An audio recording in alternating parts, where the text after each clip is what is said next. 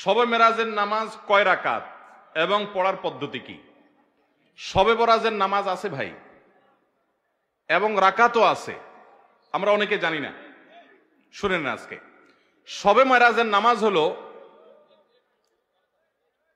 5 ওয়াক্ত। কয় ওয়াক্ত? শবে মেরাজ উপলক্ষে বা মেরাজকে কেন্দ্র করে প্রতিদিন 5 ওয়াক্ত নামাজ পড়তে হবে, কারণ এই 5 ওয়াক্ত নামাজ কোত্থেকে আসছে? অতএব এটা মেরাজ উপলক্ষের নামাজ বলা যায়, মেরাজকে কেন্দ্র করে এই নামাজ আসছে, তাই না?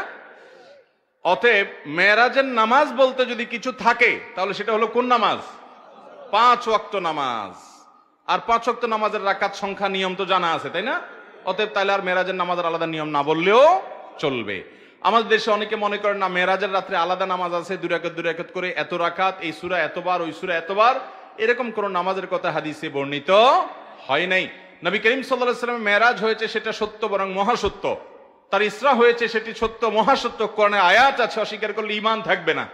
কিন্তু সেই মেরাজ ঠিক কোন সনে হয়েছে, কোন তারিখে হয়েছে, এগুলো নিয়ে প্রায় 15-16টা মত আছে ইতিহাসবিদদের মধ্যে। অনেকেই বলেছেন, ইবনে শিহাব জুহরি রাহমাতুল্লাহর মতো মানুষ, আর অনেকে বলেছেন এটা হয়েছে রবিউল আউয়াল মাসে, অনেকে বলেছেন শাওয়াল মাসে, অনেকে বলেছেন রমজান মাসে, অনেকে বলেছেন রজব মাসে। রজব মাসের 27 তারিখের কথাও 1-2 জন মুহাক্কিক বলেছেন, তবে বেশিরভাগ মুহাক্কিকদের মত হলো ভিন্ন। যাই হোক, তো যেটা কোন তারিখে হয়েছে সেটা নিয়েই হাদিসে কোনো সুস্পষ্ট বিশুদ্ধ হাদিসে কোনো বর্ণনা পাওয়া যায় না। ইতিহাসবিদদের মধ্যে নানা মত পার্থক্য আছে। সেই রাতকে কেন্দ্র করে বিশেষ কোনো নামাজ নাই। হ্যাঁ, মেরাজ থেকে আমরা শিক্ষা গ্রহণ করব। নবী সাল্লাল্লাহু আলাইহি ওয়াসাল্লাম যা এনেছেন, যে গুনাহগুলোর শাস্তি দেখেছেন, সেগুলো থেকে বেঁচে থাকবো, আর 5 ওয়াক্ত নামাজকে সর্বোচ্চ গুরুত্ব দিব ইনশাআল্লাহ। এটা হবে মেরাজের নামাজ। দৈনিক 20 বার মৃত্যুর কথা স্মরণ করলে জান্নাত ওয়াজিব হয়ে যায়, এই উক্তিটি কি শরীয়তে কোথাও আছে?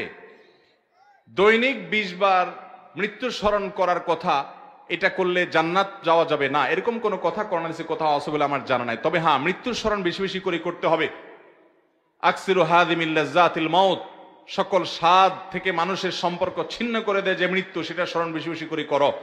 আল্লাহ তাআলা কোরআনে কারিমেও মৃত্যু সম্পর্কে আমাদেরকে বারবার সতর্ক করেছেন, আমাদের মৃত্যুকে স্মরণ করা উচিত। নবী সাল্লাল্লাহু আলাইহি ওয়াসাল্লাম বলেছেন, জুরুল কুবুর ফাইন্নাহা তুযাক্কিরুকুমুল আখিরাহ, তোমরা কবর জিয়ারত করো, কারণ সেটা আখিরাতকে স্মরণ করায় দিবে। এই জন্য বেশি বেশি করে আমরা কবর জিয়ারত করবো, আখিরাত স্মরণ, মৃত্যুর স্মরণ হবে। সেজন্য মৃত্যুর স্মরণ হওয়া ভালো জিনিস, কিন্তু এর মানে এই না যে দিনে 20 বার করলে আপনার জান্নাত ওয়াজিব হবে, এরকম কোন হাদিস বিশুদ্ধভাবে বর্ণিত হয়নি।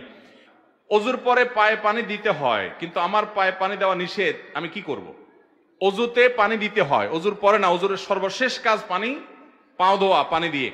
এখন কারোর যদি পায়ে ব্যান্ডেজ থাকে, কাটা থাকে, সেটা ধোয়া নিষেধ থাকে, তাহলে যেই জায়গায় ব্যান্ডেজ থাকবে, ধরুন একটা আঙ্গুলে আছে, ওইটা বাদ দিয়ে বাকি জায়গা পানি দিয়ে ধোবেন, আর ওই বেজাটার উপরে, এই ব্যান্ডেজটার উপরে বা কাটা জায়গার উপরে ভিজা হাত আলতো করে একটু শুধু মুছে নিবেন, বাস অজু হয়ে যাবে।